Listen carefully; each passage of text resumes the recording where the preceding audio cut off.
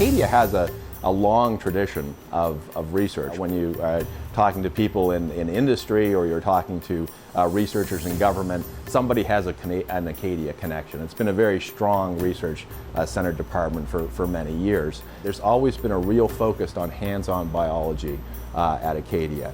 So there's small classes.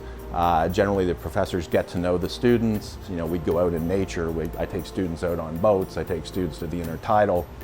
Fishing, I take them all kinds of different places. So there's kind of a nice balance between research funding for applied research, where you really need to answer questions, and research funding for discovery research, where it's a lot more natural history. So here at Acadia, we have a group in research and graduate studies who really help facilitate research, and they have excellent people there, and they are key to a lot of the really good research we do here. In 2009, some of the fishermen decided that they would like to start a sports fishery, a recreational fishery, that's catch and release for these tuna.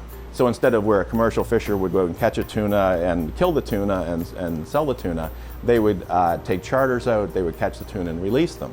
So a lot of people thought this was a really good idea, but there were a few things that needed to be done to get this in place. And one was to figure out the effect on the tuna. So the Department of Fisheries and Oceans wanted to quantify that impact. We tagged 59 fish, and we mimicked exactly what would happen in a recreational fishery. We had 2 of the 59 fish die. That gave us the survival percentage for the catch and release fishery, and that allowed DFO to put that into their governance regulations and to actually start the fishery, because they quantified the impact on the fish.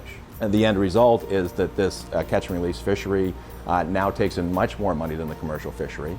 It provides millions of dollars a year to small coastal communities, and it's looked upon very favorably by environmental organizations like the Ecology Action Center. Yeah, so that's something that we're very proud of. Well, my name is Mike Stokesbury. I'm a Canada Research Chair in the Ecology of Coastal Environments in the Biology Department.